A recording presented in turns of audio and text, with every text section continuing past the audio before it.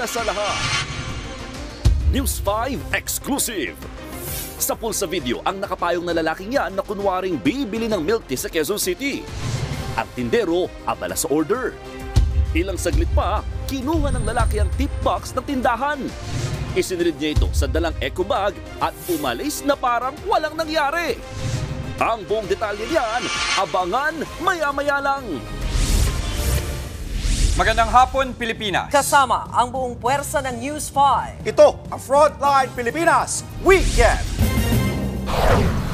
Charity boxing ni PNP Chief Nicolas Torre III at Vice Mayor Baste Duterte nakaliko ng higit 16 million pesos. Duterte hindi sumipot pero gusto pa rin daw lumaban. Huwag lang Sunday. Kasi hindi mo nga ako nagsiset ka ng schedule na hindi mo ako kinakausap na maayos. Suntukan tayo, walang gloves. Paghahanda para sa ika-4 na SONA ni Pangulong Bongbong Marcos bukas, puspusa na. VP Sara, hindi na nga pupunta sa SONA, may patutsada pa sa Pangulo. Natitrigger ako sa pag nakikinig ako sa kanya. Kaya gusto mo na basagin yung screen ng cellphone mo. Kaya pareho tayo, mami. Hindi na ako manonood. News 5 Exclusive. Construction worker pinatay sa saksak ng kaibigan dahil napagselosan. Sa News Abroad, mga pasahero pinababa matapos masiraan ang sinasakyang eroplano sa Amerika. Jericho Rosales may eksklusibong inamin tungkol sa karakter niya sa palabang pelikula ng taon na Quezon.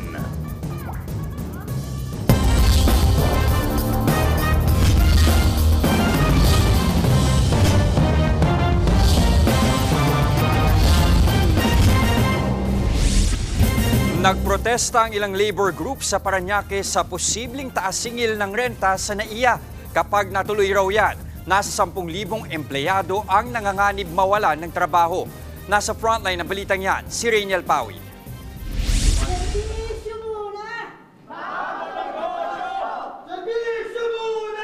Bagong State of the Nation address ni Pangulong Bongbong Marcos, meron ding SONA o State of NAIA address ang ilang labor group sa Parañaque. Panawagan nila agarang suspensyon ng taas-singil sa mga pwesto sa loob ng paliparan.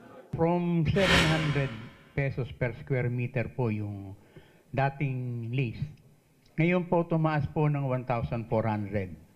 Pero yung 1,400 po, yun lang po yung sinasabi nilang regulated. Ngayon, meron po nag-o-offer din as much as 3,600 per square meter.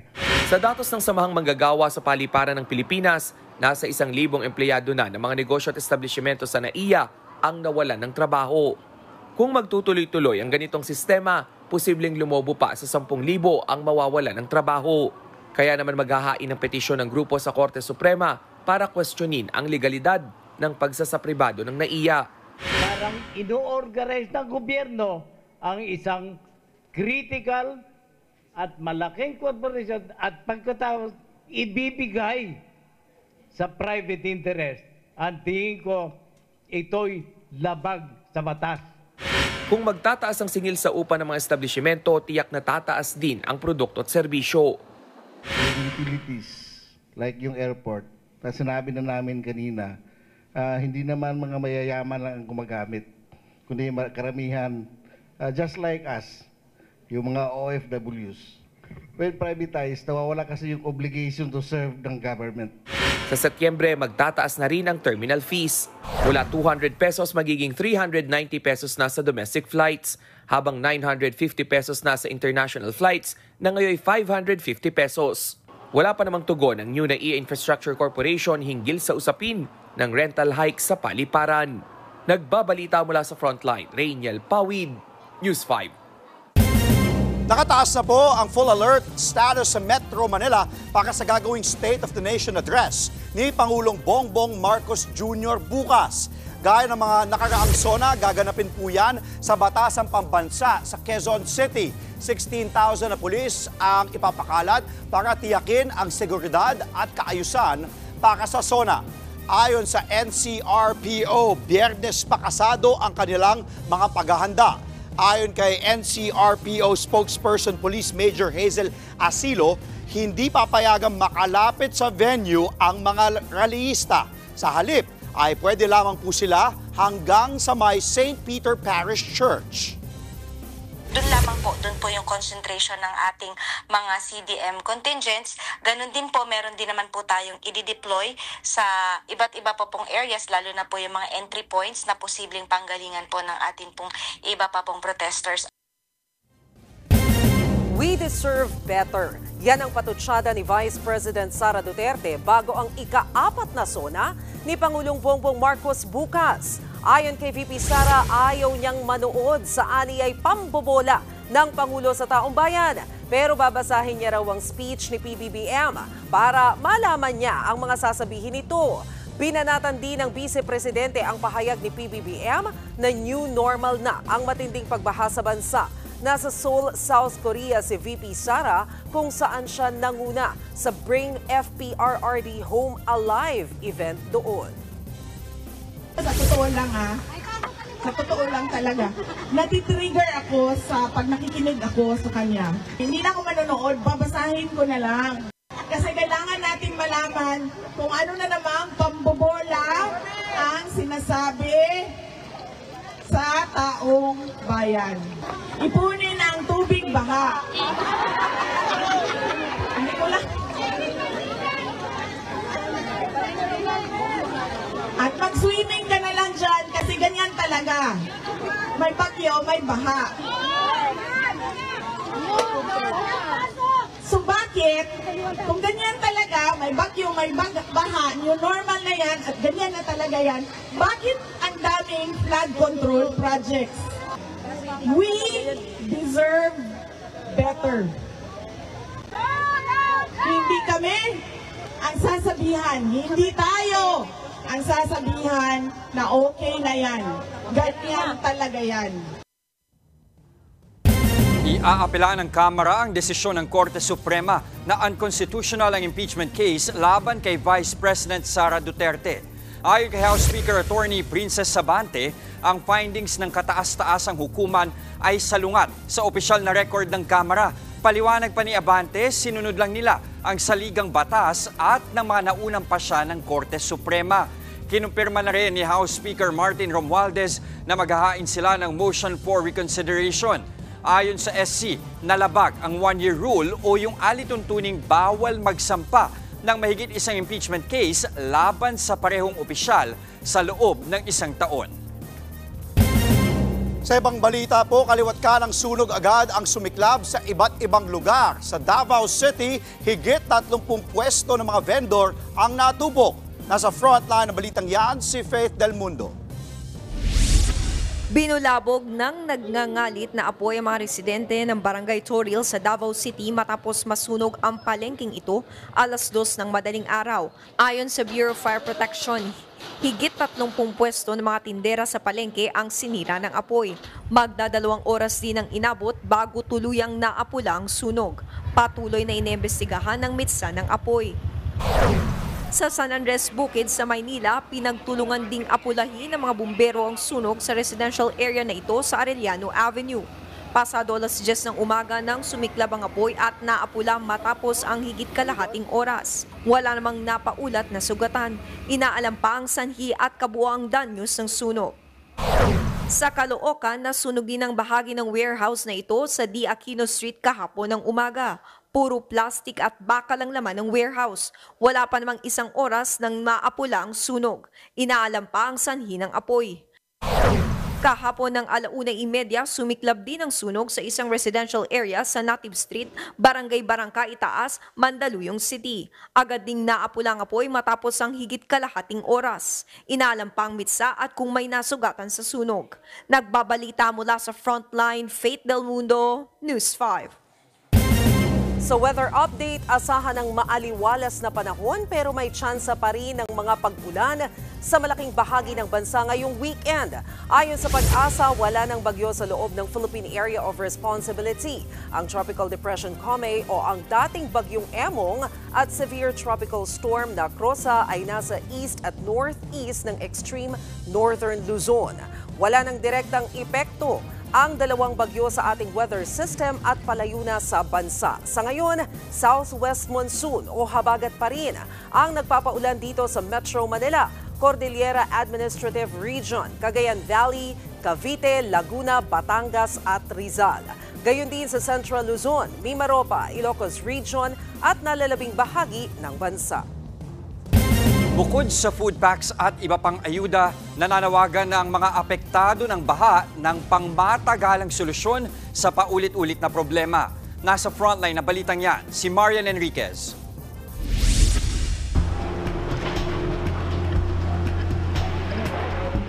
Isang linggong walang patid ang buhos ng ulan. Bawat araw, lumalalim ang baha. Bawat gabi, napupuyat ang mga nasalanta. Dito sa Malabon, binibilang ni Jomar Uy ang mga gamit na naabot ng baha, mga sapatos, lagayan ng plato, pati kama. Ito, inigaan po namin yan. Nalubog na po siya. Ilang araw na po nakalubog yan, kaya kinalawang na.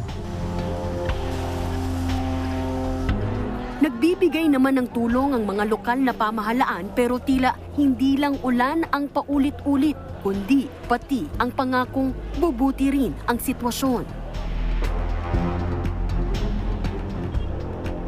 Buti na lang nariyan ang mga maaasahang rescuer.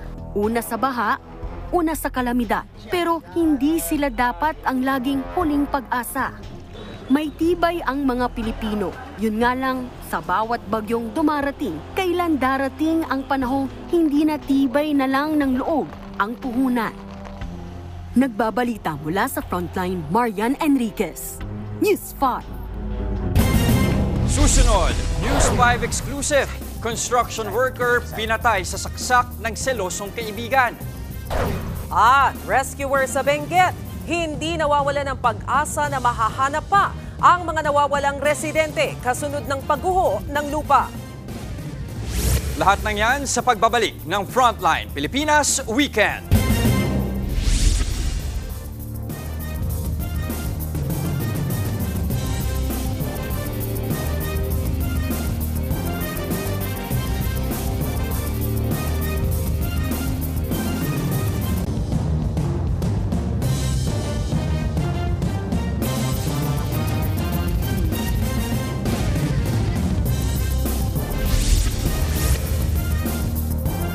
Kapatid, Nikki de Guzman po. Para sa mga impormasyong dapat ninyong malaman, mag-follow at mag-subscribe na sa social media pages ng News 5.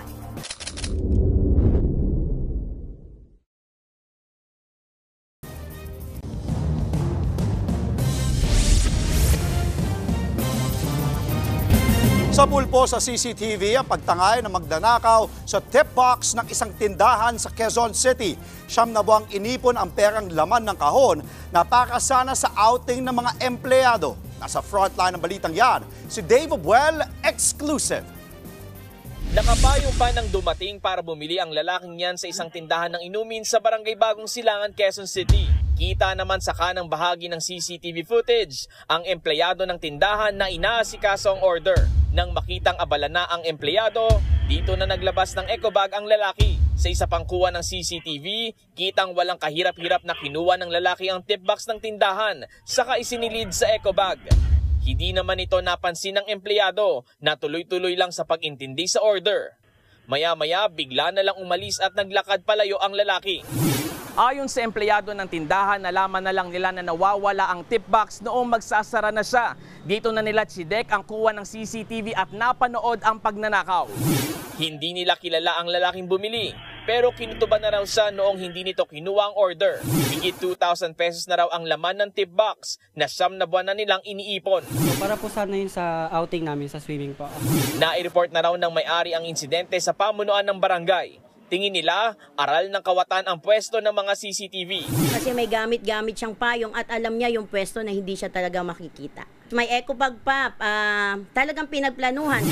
Iba-backtrack nila ang mga kuha ng CCTV sa lugar para matukoy ang pagkakakilanlan ng magnanakaw.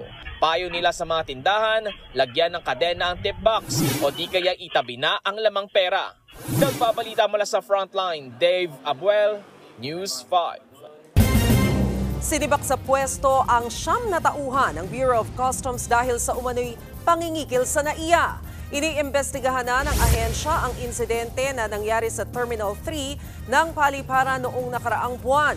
Ayon kay BOC Commissioner Ariel Nepomuceno, sineseryoso nila ang mga ganitong reklamo. Ipinag-utos niya na rin ang 24-hour complaint reporting policy para sa mga mapang-abusong empleyado. Patay ang isang construction worker matapos saksakin ng sarili niyang kaibigan sa Bataan. Ang dahilan daw ng pamamaslang, selos. Nasa frontline ng balitang yan, si Rainiel Pawid, exclusive. Nakabulagta at wala ng buhay ang construction worker na yan sa loob ng isang truck sa Dinalupihan, Bataan. Patay ang lalaki ng pagsasaksakin sa likod at balikat. Ang pumaslang sa kanya mismo ang kanyang matalik na kaibigan at kapwa rin construction worker. Base sa investigasyon, nag-inuman na magkaibigan kung saan nagkaroon sila ng pagtatalo. Pumasok ang biktima sa truck para magpahinga pero sinundan daw siya ng sospek. Saka pinagsasaksak. Itinago pa raw ng sospek sa buwanginan ang ginamit na kutsilyo pero nakita ito ng kanyang misis kaya nakuha ng mga otoridad. Ang sospek po na kung saan siya po ang naghatid sa kanya sa ospital ay kaagaran pong inaresto ng ating mga kapulisan. Git ng sospek, nagawa niyang krimen dahil may nangyari raw sa biktima at kanyang asawa. Hindi na raw yung asawa ko dyan. Nagtapat mo sa akin yung asawa ko. Nagawa ko po yun dahil po pinakialaman niyo po yung mahal ko. Pero kwento ng asawa ng sospek, walang katotohanan ang ibinibintang ng kanyang mister. Halos araw-araw po, lagi niya po akong pinag-iisipan ng masama. Sabi ko, wala naman ginagawang masama eh. Magkasama naman kayo lagi sa trabaho, lagi po ako naiwan mag-isa sa bahay. Nakakulong na ang sospek at naharap sa reklamong murder. Nagbabalita mula sa frontline, Rainiel Pawid, News 5. Patuloy ang paghahanap ng rescuer sa mga nawawalang residente matapos ang landslide sa La Trinidad, Benguet. July 25 nang mawala ang mga nasabing residente sa Barangay Wanggal, bunsod ng mga pag-ulan. Gamit ang backhoe at mano-manong paghuhukay, tulong-tulong ang pulisya, militar at ilang barangay volunteer sa ikinasang search and retrieval operations ngayong araw. Nagpakawala na rin ng K9 unit sa lugar para sa mas agarang paghahanap. 4 ang nasawi matapos tamaan ng sakit na leptospirosis sa Maynila. Ayon sa pamahalaang lungsod, naka-admit ang mga biktima sa ospital ng Maynila at Santa Ana Hospital. May 13 pang leptospirosis patients naman ang naka-confine sa iba pang ospital. Habang may isang hinihinalang kaso ng leptospirosis ang inoobserbahan sa ospital ng Sampaloc. Naunang ipinag-utos ni Mayor Isko Moreno na magtalaga ng leptospirosis fast lanes sa mga ospital at evacuation sites. Naipamahagi na rin ang mga gamot laban sa naturang sakit sa 31,000 na mga residente. Susunod, mga pasahero pinababa ng biglang umusok ang sinasakyang eroplano sa Amerika. Tagumpay ng Pilipinas, Pinoy pool player Carlo Biado, unang Pinoy na 2 beses nanalo sa World Pool Championships.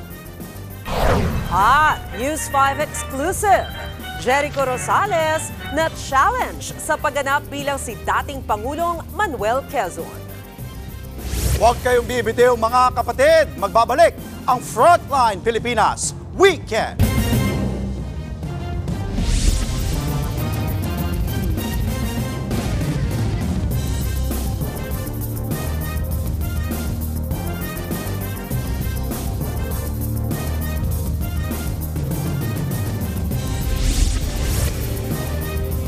Mga kapatid, Jess De Los Santos po ang inyong kasangga sa paghahatid ng balita para sa may alam at may pakialam.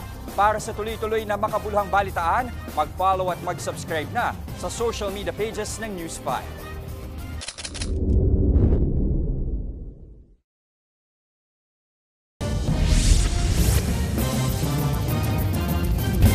Winner by default po si PNP Chief Nicolas Torre III sa kanilang charity boxing match ni Acting Davao City Mayor Baste Duterte sa Rizal Memorial Coliseum sa Maynila. Hindi kasi siya sinipot ni Duterte na nasa Singapore. Pero kahit ganun, mahigit 16 million pesos po ang nalikom para sa mga nasalanta. Nasa frontline ng balitang yan, si Bea de Guzman. Kahit pa maulan, tuloy ang charity boxing sa Rizal Memorial Coliseum sa Maynila. 3 undercard muna at nang mag-main event, hindi na nagpaawat ang naka-boxing jacket at boxing gloves na si PNP Chief Police General Nicolas Torre III nang sumabak sa ring. Pero ang kanyang kalaban na si Davao City Mayor Baste Duterte, aka ang orihinal na ng hamon, hindi sumipot.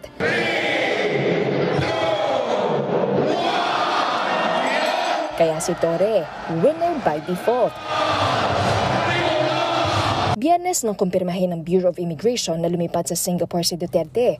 Una na ring sinabi ni Duterte na hindi siya pwede ng linggo. I cannot be there sa Sunday. I have other things to do. Pero Tuesday, available na ako. Pero sagot ni Torre, ang mga tulong ay dapat na nating mailabas sa ating mga kababayan. Hindi na natin mahintay kung ano man ang schedule niya. Ang schedule ng taong bayan ang ating susundin. 16.3 million pesos naman ang natanggap nilang cash at relief goods donation. Na-turn over na yan sa DSWD at Philippine Red Cross para dalhin sa mga nasalanta sa Baseco at Malate. 1,500 individuals ang nabigyan ng ayuda. Nang tanungin si Torre kung may mensahe pa kay Duterte, hindi tayo kasali sa mga taong na pwede niya lokohin all the time. Diretso naman ang PNP Chief para puntahan ang mga critical points para sa gagawing State of the Nation address ni Pangulong Bongbong Marcos bukas. Sa Facebook naman ni Duterte, nag-congrats siya kay Torre at tinawag na diwata. Naka-attach din dyan ang kanyang travel authority na tatagal hanggang July 29. Nagbabalita mula sa Frontline, Bea de Guzman, News 5. Bago pa man ang araw ng laban, nagpahiwatig na si Mayor Baste Duterte na hindi siya makakadalo.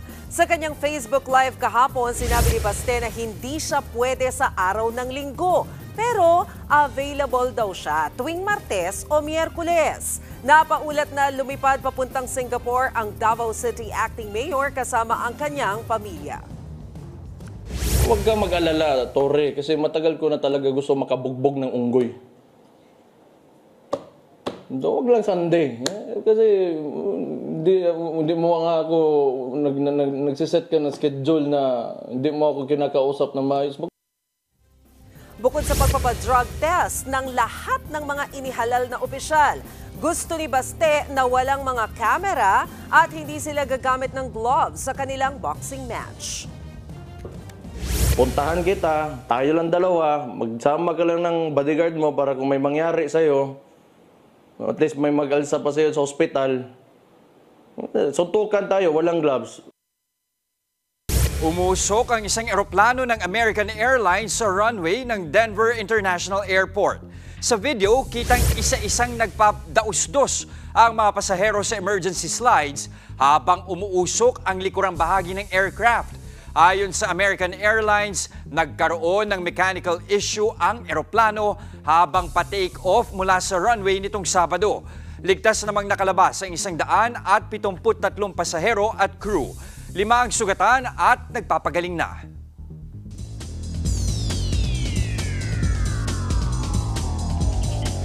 Sa billiards, naka-historic win ang Pinoy pool player na si Carlo Biado. Pinataw po niya ang defending champion na si Fedor Gorst sa 2025 World Pool Championship sa Saudi Arabia. Nagwagi si Biado sa final score na 15-13. Dahil dyan, siya ang kauna-unahang Pinoy na 2-time winner sa World Pool Championship. Una niyang napanalunan ng championship noong 2017. Sunod doon na target ni Biado ang ipanalo ang 2025 Reyes Cup. Matapos ang ilang linggong pahinga, kasado na ang Canadian debut ng Pinay tennis ace na si Alex Ayala. Para po yan sa kanyang main draw appearance sa Omnium Banque Nationale.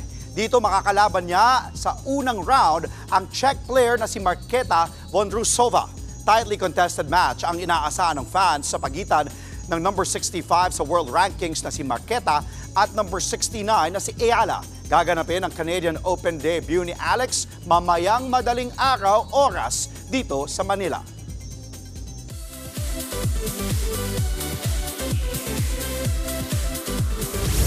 After 7 years, muling mapapanood sa big screen si Jericho Rosales sa pelikulang Quezon. Sa ini-echo na challenge siya sa pagganap bilang si dating Pangulong Manuel Quezon. Nasa frontline ng balitang yan si News 5 digital producer Von Belinario, exclusive.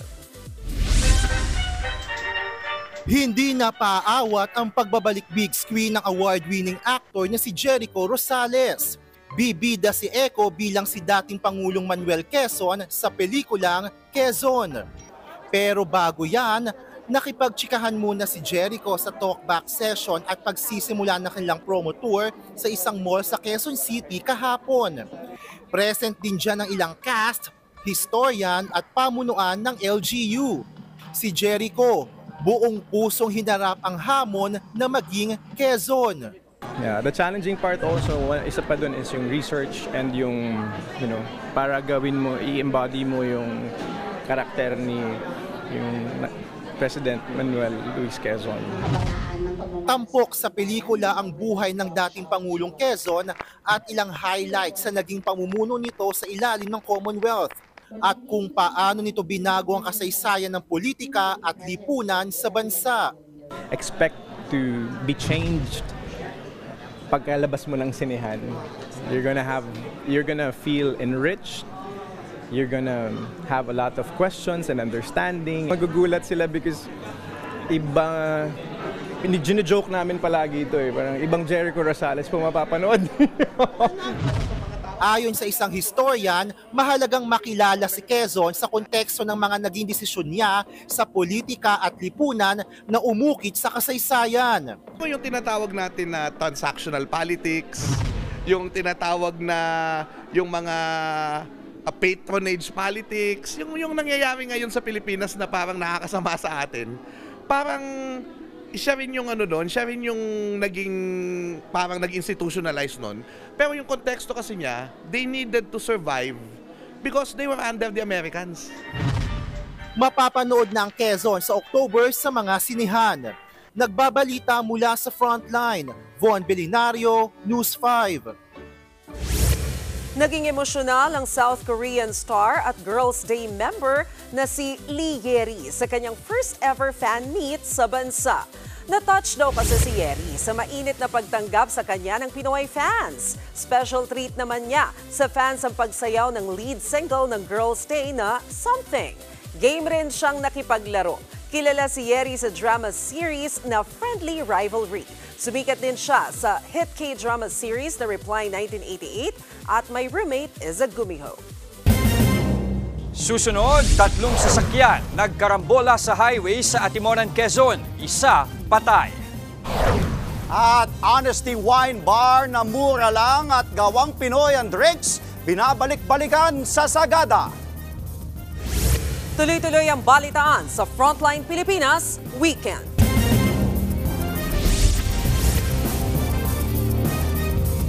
Mga kapatid, Andre Felix po, iba na ang may alam at may pakialam sa panahon ngayon. Para po sa tuloy-tuloy na balitaan sa Frontline kahit weekend, mag-follow at mag-subscribe na sa social media pages ng News 5.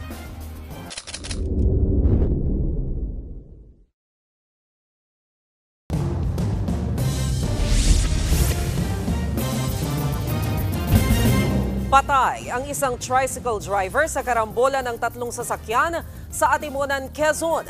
Habang sa Parañaque, patay din ang isang rider matapos sumingit sa gilid ng truck at diretsyong nagulungan. Yan at iba pang disgrasya sa kalsada sa Frontline report na ito. Patay ang rider na ito matapos pumailalim at magulungan ng truck sa bahagi ng Mia Road sa Parañaque City. Ayon sa pulisya, sumingit umano ang motorsiklo sa gilid ng truck, nawalan ng kontrol at sumemplang. Diretso siyang tumilapon sa mismong ilalim ng 14-wheeler at nagulungan. Napuruhan sa ulo ang biktima na agad niyang ikinamatay. Sa kabilang bahagi naman ng kalsada, tumilapon ang kanyang angkas na agad binigyan ng paunang lunas. Dinala naman sa pinakamalapit na istasyon ng pulis ang driver ng truck. Patuloy na iniimbestigahan ng insidente. Patay din ang tricycle driver na ito sa karambola ng 3 sasakyan sa National Highway sa Atimonan, Quezon. Ayon sa pulisya, nagbabalang ng pasahero ang driver at biglang nag-U-turn. Diretso naman siyang nasalpok ng kasunod na van matapos banggain ng humaharurot na truck. Yung van na nasa kasunod niya nag-slow down po. At ito naman pong kasunod na truck dahil medyo mabilis ay hindi na po nakapreno. Nabangga po ang likodang bahagi ng van hanggang dumiretso po papunta dun sa tricycle. Nagdire-diretso hanggang bumangga sa puno ang biktima na lubhang naipit ng minamanehong tricycle. Sugatan ang pahinante ng truck. Ligtas naman ang mga driver ng truck at van. Nakakulong na ang truck driver na nahaharap sa reklamo reckless imprudence, resulting in homicide and damage to properties. Sa Quezon City, bumangga sa plastic barriers ang isang van sa kahabaan ng EDSA northbound madaling araw nitong linggo. Ayon sa driver na galing pang Caloocan, pumalya umano ang manibela ng sasakyan kaya nawalan siya ng kontrol at bumangga sa mga harang. Pero pag-amin niya, nakainom siya ng alak bago magmaneho. Wala namang napaulat na nasaktan pero wasak ang unahang bahagi ng sasakyan. Mahaharap ang driver sa reklamong damage to property at paglabag sa Anti-Drunk Driving Act. Nagbabalita mula sa Frontline, Dave Abuel, News 5. Patay ang isang content creator matapos tambangan sa harap ng isang coffee shop sa Patikul, Sulu. Kinilala ang biktima na si Muhammad Riza Dufs Muksan na may mga nakakaaliw na content online. Sa investigasyon, sakay ng motorsiklo si Muksan nang pagbabarilin sa likod ng armadong lalaki nitong Biyernes. Sa ngayon, wala pang impormasyon sa pagkakakilanlan ng sospek. Inaalam pa ang motibo sa pamamaril. Na-broken-hearted na natangayan pa ng mahigit 100,000 piso ang isang lalaki na na-in-love sa isang scammer. Nasa frontline ng balitang yan si Faith Del Mundo.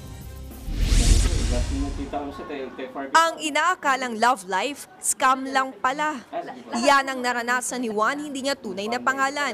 Nagsimula raw ang lahat sa Viber dating app kung saan nakilala niya si Jane, isang half Pinay, half Singaporean, na in love daw siya kaka-video call nila. Parang malambing kasi siya, parang gano'n. Tapos yung parang concern siya, o ganyan, uminom ka na ba ng ganyan? Pag mag-ano ng papa-late ng tulog, ganyan. Makalipas ang isang linggo, inalok daw siya ni Jay ng extra income bilang task affiliate ng isang application. Pinagawa siya ng account at pinag-deposit ng 5,000 pesos. Kumita naman ito at binigyan siya ng $200 o katumbas ng 11,000 pesos. Kinabukasan, pinag-deposit ulit siya ng pera. Deposit ako ng deposit kasi nga feeling ko kasi close na kami. Umabot sa 120,000 pesos ang lahat ng naideposit ni Juan hanggang sa naubos ang pera niya.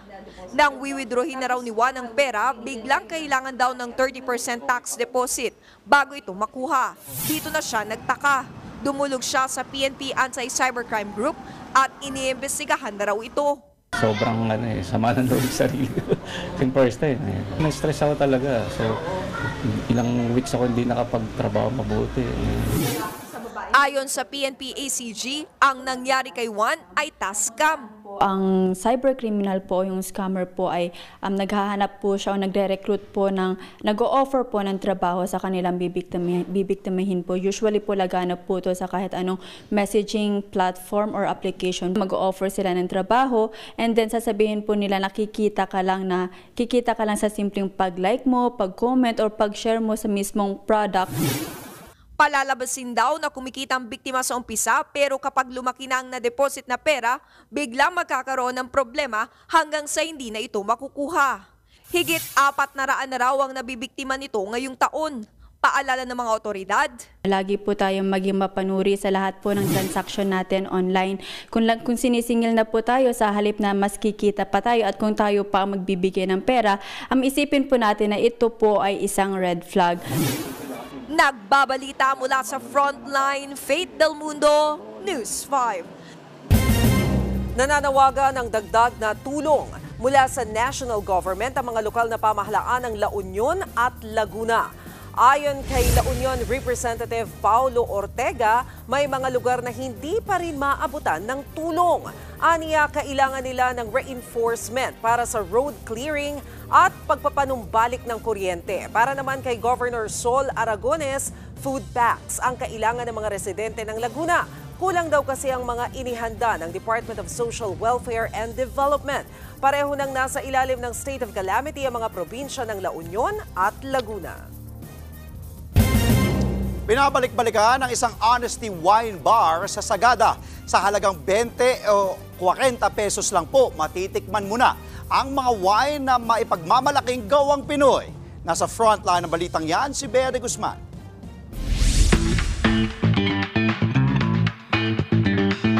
Tindahan na open to all.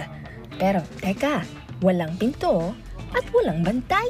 Dito sa Pitik Wine sa Sagada, honesty is the best policy. Si Mark, solo traveler mula pa sa Valenzuela. Isa raw ito sa mga binabalik-balikan niya. Unlike sa ibang store, kumbaga makapili ako na gusto ko nang walang sumisita, parang ganun. Samot-saring flavors ng homemade wine ang pwedeng pagpilian. May bayabas, persimmon, orange, guyabano, blueberry, bugnay at tapoy. Blueberry, yun nga. Kaya may matapang sa inyo, hindi sa kanya. Ang owner ng Sagada Honesty Wine Bar na si Egbert Dailay, dating tour guide. Nakagawian na raw niyang magbigay ng educational tour sa mga bisita. May salita sa bartending, di ba? Ang bartending, it's the art of mixing wine.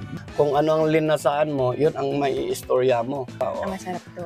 Bugnay and guyabano. Tikman natin ito, sir, no? So ito ay half 20 pesos, 40 kapag full. Siyempre, doon muna tayo sa half, no? Favorite ko to, sir.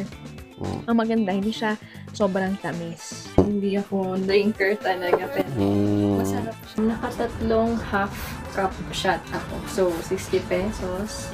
Nagabayad ako dito sa payment station. Kung walang cash, no problem. Pwedeng-pwede rin ang online mode of payment. 2004 na buuin ni Egbert ang Pitik Wines. Pero sino mag-aakalang nagsimula lang ito sa advokasiyang mapakinabangan pa ang mga basura?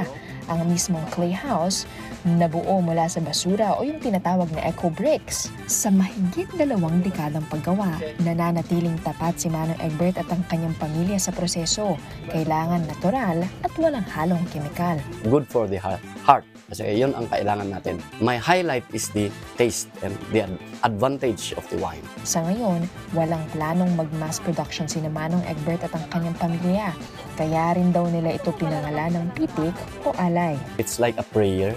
Kung ako ang magsasalita, I just say, thanks to Mother Nature. Kasi pag wala ka, wala ito. Bukas ang Honesty Shop buong araw para sa sino man. At kung di mo trip ang wine, mayroon din ditong kape at tsaa. O, paano? Takits mga kapatid. Brian de Guzman, News 5. Nag-ihaw po ng libu-libong malaga o rabbit fish ang mga residente ng Bugig, Cagayan para sa Malaga at Guraman Festival. 2 tonelada o 2,000 kilo ng malaga ang naging bahagi ng pista. Kilala kasi ang bayan ng Bugey na mayaman sa seafood resources na umaabot sa higit 40 toneladang rabbit fish ang nahuhuli kada taon. Layo ng lokal na pamahalaan na madeklarang Malaga Capital ng Northern Luzon. Susunod, grand finale ng Singaling mamaya na. Sino kaya ang magiging ultimate bida okay star? At trending na lugaw sa Bulacan, may sahog na pata ng kalabaw. Sarap nun ah. Tuloy-tuloy po ang balitaan dito sa Frontline Pilipinas Weekend.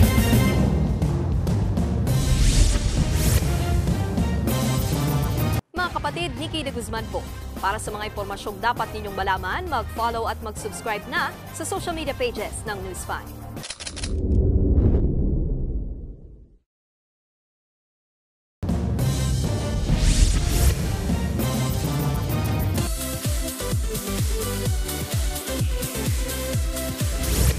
Mga kaawit bahay, nagsimula na ang fantastic finale ng Singaling. Grand opening pa lang, pasabog na dahil sa performance ng P-pop groups na MMJ at GAT. Pasiklab naman ang performance ni Visayas Representative Shannon Garciso ng Talisay City, Cebu sa kanyang version ng How Do I Live. Abangan mamaya ang kaniyang makakalaban na sina Sky Bryant ng Mariveles Bataan at Rosel ng Davao Oriental. Panoorin ang fantastic finale ng Singaling. 6:30 p.m. tuwing Sabado at 6:45 p.m. tuwing Linggo. Dito lang sa TV5.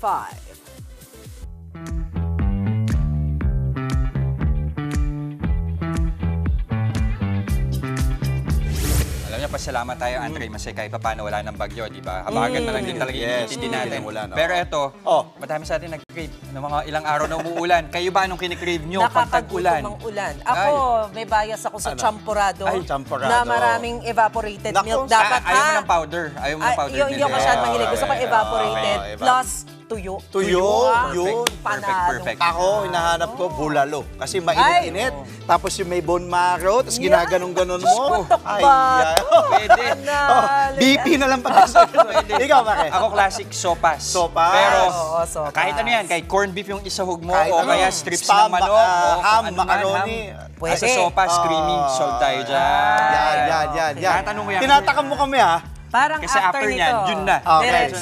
Sige. Sa Malolos, Bulacan, baka gusto nating pumunta, meron kasing dinarayong level up na lugaw. Ang sahog na karne, imbis na manok o baka, pata ng kalabaw. Tingnan natin yan sa report ng ating weekend buddy na si Mondi Lopez. Dahil maulan at malamig ang panahon, lugaw time na. Pero hindi basta-bastang lugaw to, ha. Level up sa sahog, mga kapatid. Tikman ang lugaw na may pata ng kalabaw dito sa aking hometown sa Malolos, Bulacan. Maulan man, dinadayo pa rin ang lugawan na ito. Dahil sa hilig na may-ari sa lugaw, isinilang ang negosyo noong 2021. Umaabot sa 15 kilos ng pata ng kalabaw ang naubos kada araw. At dagdag na pampalasa pa sa lugaw ang kasubha na tradisyonal na gamit ng ating mga ninuno bilang natural na pampalasa at pampakulay. Makatikim na nga. First time ko itong pata ng kalabaw. Gato ako kumain ng lugaw. Naisa-isa ko muna. Pata na pinutol-putol namin kanina.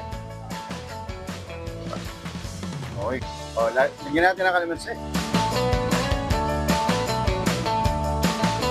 Dambot ka.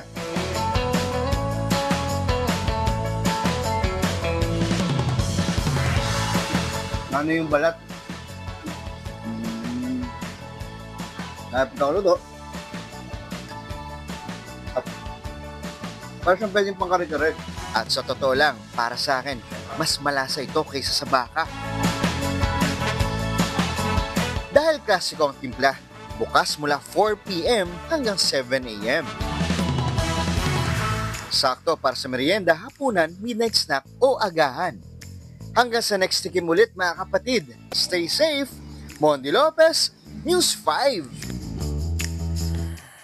Parang hindi ko na iindahin kung anong karne pa niyan, basta lugaw. Parang masarap na ano eh, no? Tapos mainit-init sa samahan na lang natin tokwat baboy.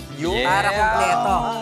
Kasi sasabaw yung sausawan. Tapos dapat may patis ka doon, naka-standby. Ay, ako mas gusto ko suka.